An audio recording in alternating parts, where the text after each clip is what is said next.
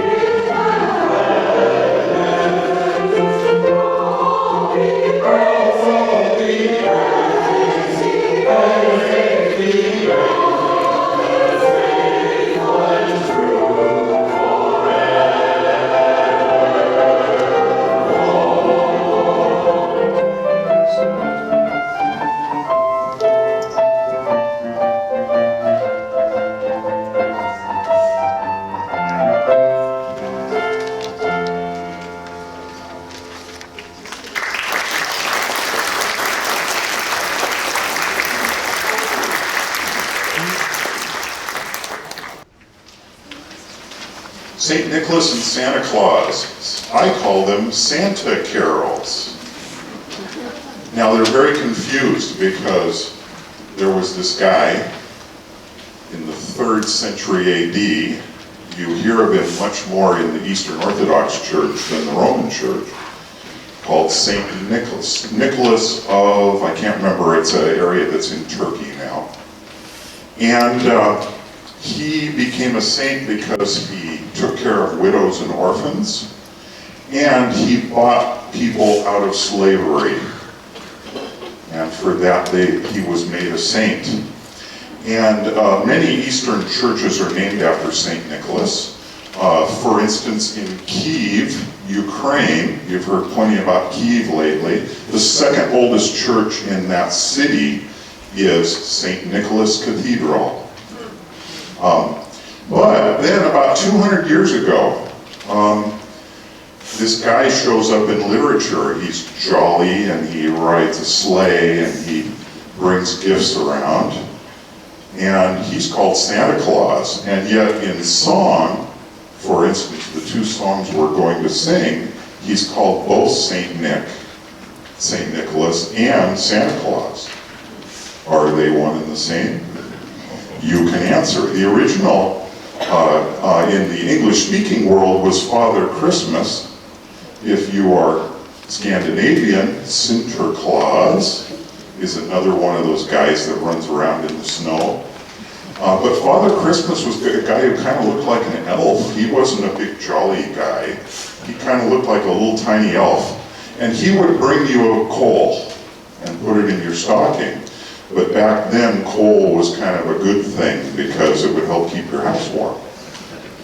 So we're going to sing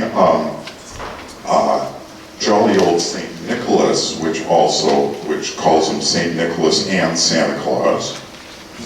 And then Mickey Main is going to, and I are going to do the excerpt from an editorial page from about 120 years ago. You may recognize it. And then we'll do a sing-along, so I hope you have your singing shoes on and you're ready. Okay, Santa carols.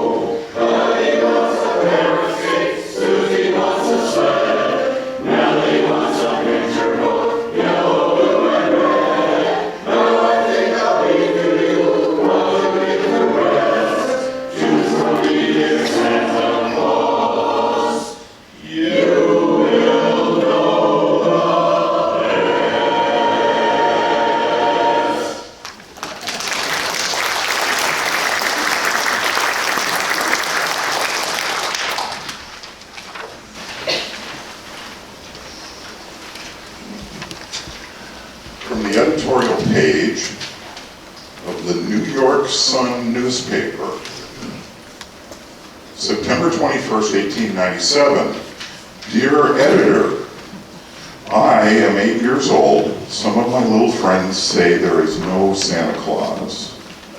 Papa says if you see it in the sun, it is so. Please tell me the truth. Is there a Santa Claus? Signed, Virginia O'Hanlon, 115 West 95th Street, New York City. Virginia, your little friends are wrong. They have been affected by the skepticism of a skeptical age. They do not believe except what they can see. They think nothing can be which is not comprehensible by their little minds. All minds, Virginia, whether they be men's or children's, are little. In this great universe of ours, man is a mere insect, an ant in his intellect, as compared with the boundless world about him, as measured by the intelligence capable of grasping the whole of truth and knowledge. Yes, Virginia, there is a Santa Claus. He exists as certainly as love and generosity and devotion exist. And you know that they abound and give to your life its highest beauty and joy. Alas, how dreary would the world be if there were no Santa Claus. It would be as dreary as if there were no Virginias. There would be no childlike faith then, no poetry, no romance to make tolerable this existence. We should have no enjoyment except in sense and sight. The eternal light with which childhood fills the world would be extinguished. Not believe in Santa Claus? You might as well not believe in fairies. You might get your papa to hire men to watch all the chimneys on Christmas Eve to catch Santa Claus. But even if they did not see Santa Claus coming down, what would that prove? Nobody sees Santa Claus. But that's no sign there is no Santa Claus. The most real things in the world are those that neither children nor men can see. Did you ever see fairies dancing on the lawn? Of course not. But that's no proof they're not there. Nobody can conceive or imagine all the wonders there are, unseen and unseeable in the world. You may tear apart the baby's rattle and see what makes the noise inside. But there is a veil covering the unseen world, which the strongest men, not even the united strength of all the strongest men that ever lived, could tear apart. Only faith, fancy, poetry, love, romance can push aside that curtain and view and picture the supernal beauty and glory beyond. Is it all real? Ah, Virginia, in all this world, there is nothing else real and abiding. No Santa Claus? Thank God he lives, and he lives forever. 1,000 years from now, Virginia, nay, 10,000 times 10,000 years from now, he will continue to make glad the heart of childhood.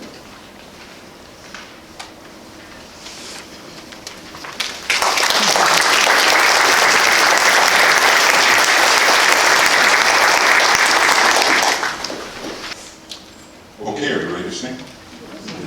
Another song that conflates Saint Nick and Santa Claus. Let's go. Nathan, please.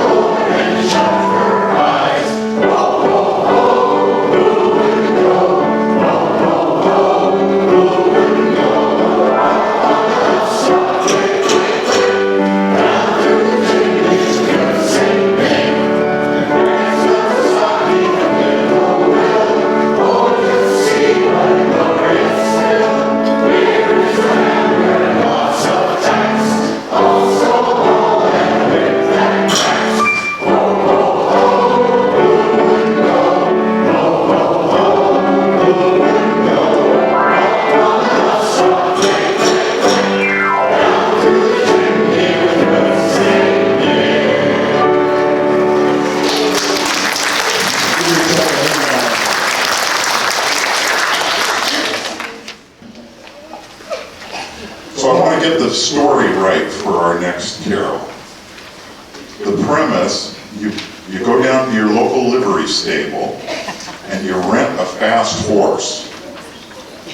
You ride the horse home, and you attach your little tiny two-person sleigh that you have to sit shoulder to shoulder. And then you go courting pretty girls. Unchaperoned, I might add. And who knows what happened when you got into that snowbank. That's the story of Jingle Bells, and I don't think I learned any of that story in Sunday school. So I always think it's kind of funny when people call Jingle Bells a Christmas carol. Instead, I call it a winter carol. Because most winter carols are about boys and girls getting together. They have romance in them during the winter time. And so we're going to sing two like that, and they're both sing-alongs. And we're going to sing Jingle Bells, and then Mickey is going to read a poem about winter romance. Wonderful poem. And then we'll sing Winter Wonderland, a much more modern one. So are you ready to sing? Okay, let's go, Nathan.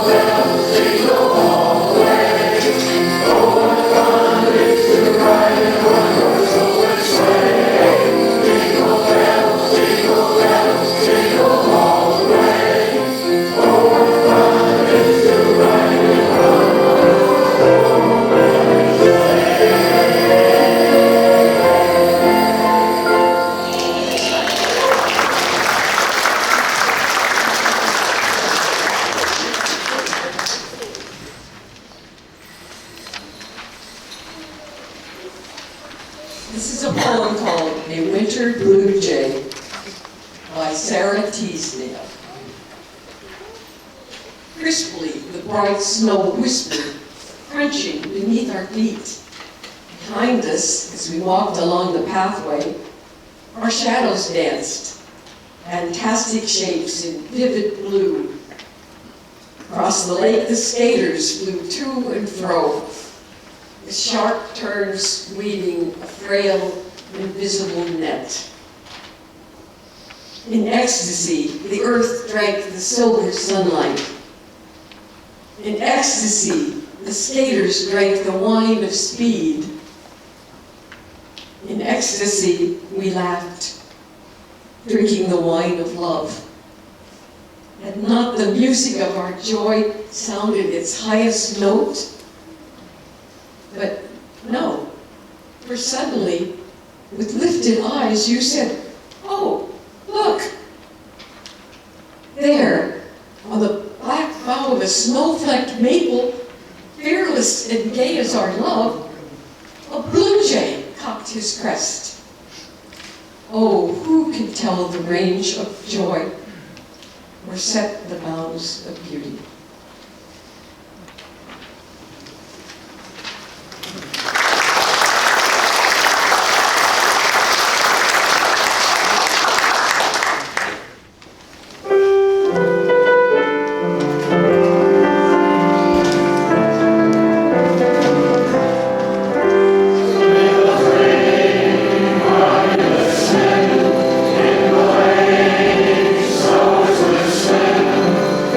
Beautiful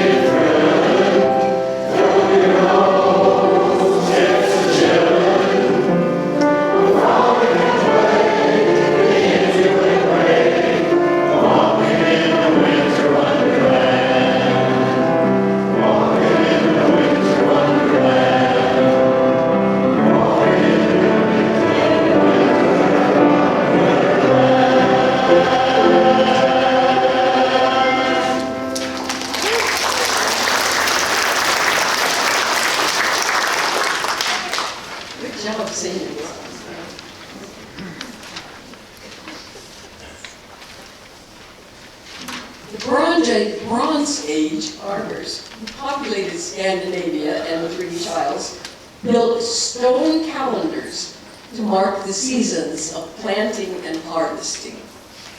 They celebrated the shortest day of the year, the winter solstice, with a holiday called Yule. There is a Yule carol that hides in plain sight every Christmas. Everyone knows it. The words were originally about extreme partying and the consumption of alcohol. But about 200 years ago, someone cleaned it up a bit to make it more suitable for use during the Christmas season. If you think the carol, Deck the Halls, is about Christmas, listen again to the text that celebrates an ancient Celtic winter solstice holiday.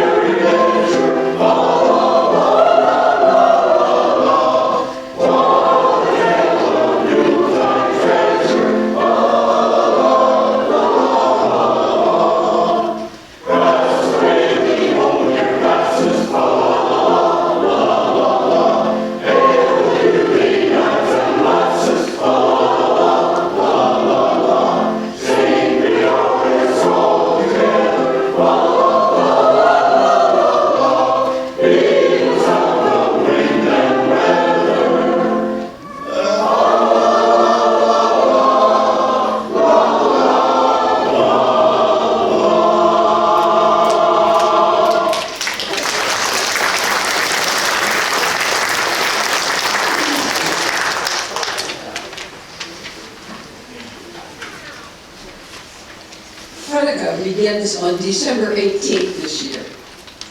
The song title, Lich'vod Hanukkah, literally means in honor of Hanukkah. It speaks of the brightly burning shamash, the middle candle of a classical menorah, and crisp Lich'vod, potato pancakes fried in oil. But the most important part of the song is a question. Do you know why we light the candles? Do you know why we eat the Lich'vod? Then in Hebrew, Yodim, do you know? The song answers these questions with its title, Lich'vod Hanukkah, in honor of Hanukkah.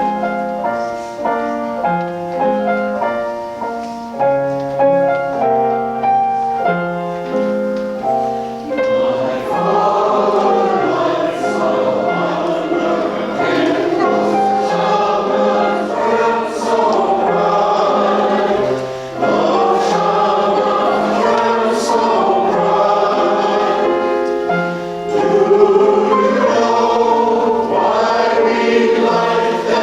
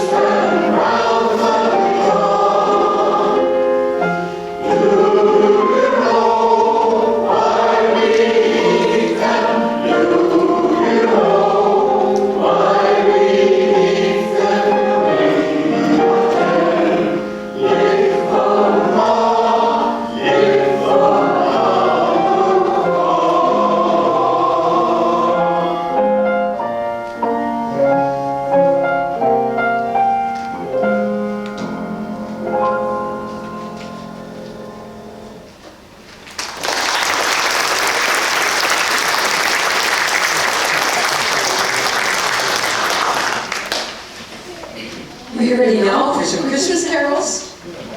Our first one comes from the American spiritual tradition, Go Tell It on the Mountain.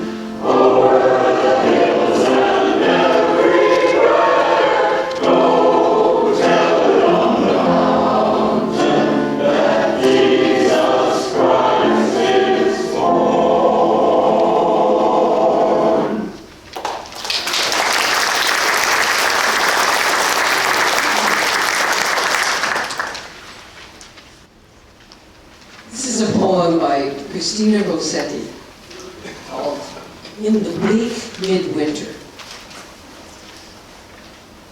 In the bleak midwinter, frosty wind made moan. Earth stood hard as iron, water like a stone. Snow had fallen, snow on snow, snow on snow, in the bleak midwinter long ago. Our God, heaven cannot hold him, nor earth sustain. Heaven and earth shall flee away when he comes to reign.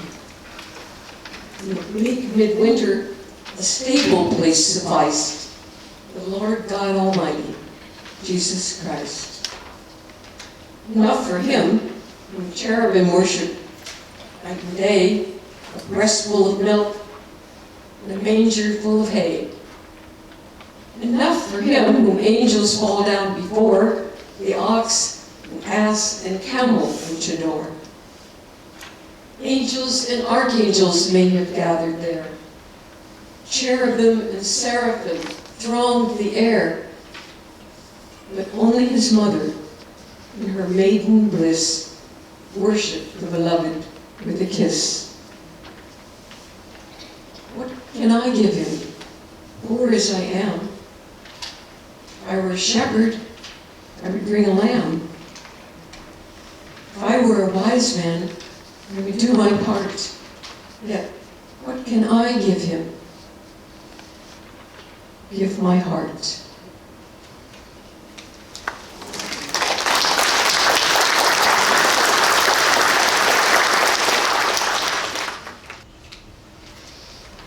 Are you ready to sing a real honest-to-goodness Christmas carol?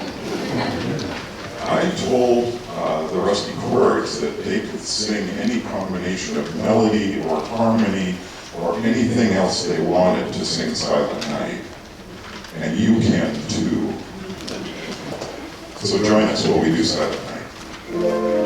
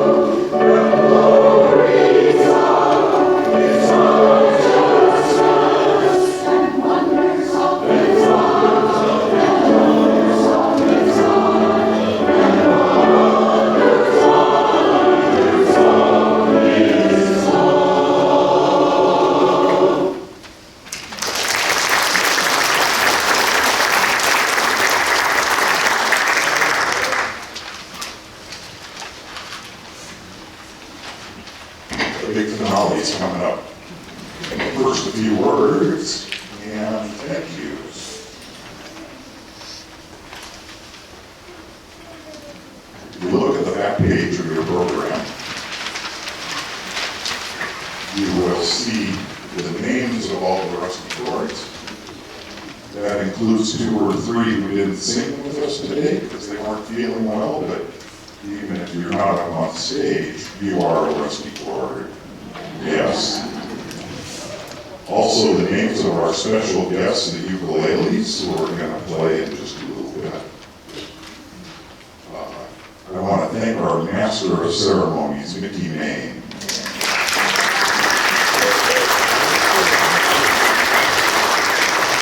He found all of those wonderful poems. And Werner Hand, who's our media guy. Thank you, Werner.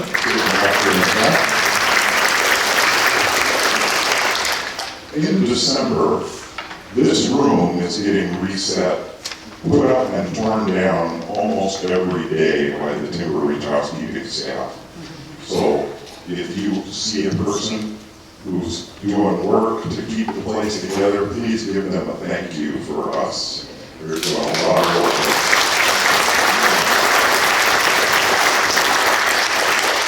Also, behind the scenes people, Jackie Wong does a huge amount for us.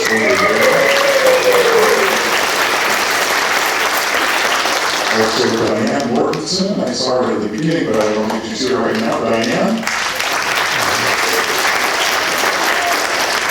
And last but not least, a huge cog in the wheel of the Rusty Chords, Nathan Shue, our accompanist.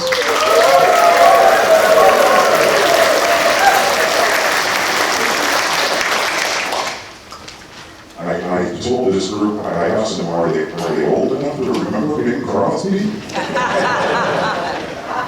It's a big hit from 1950, Mele, Kalikimaka, and of course we had to ask the ukuleles along to play. Now, Eric Lieberg is the one who organizes the ukuleles, and they meet every Thursday at 3 o'clock.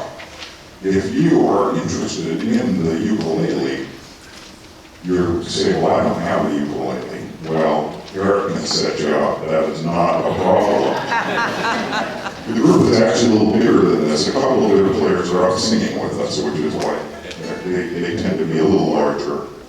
The Rusty Chords will be on hiatus for the rest of December, but then Wednesday at 2 o'clock is our normal rehearsal time right here on stage, and open enrollment.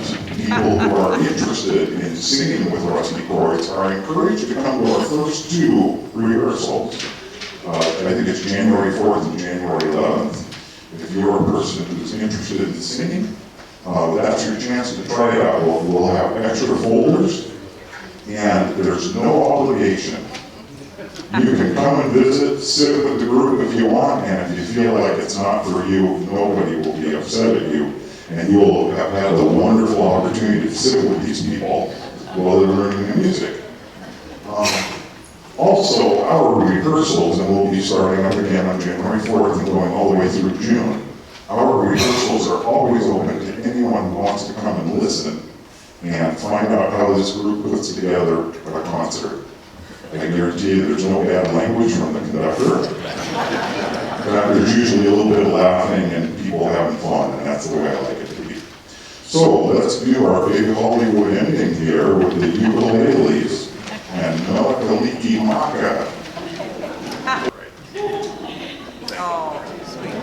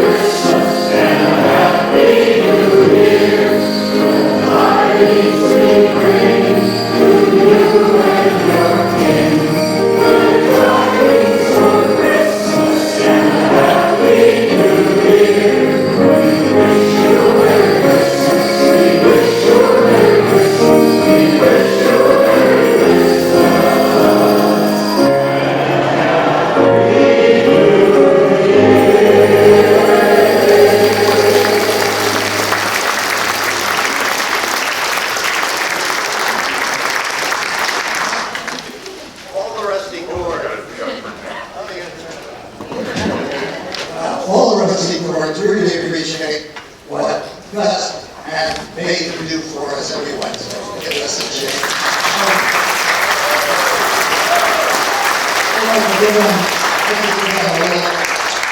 Express our interest and our joy and hope that they have. Merry Christmas. Thank you. And Happy New Year.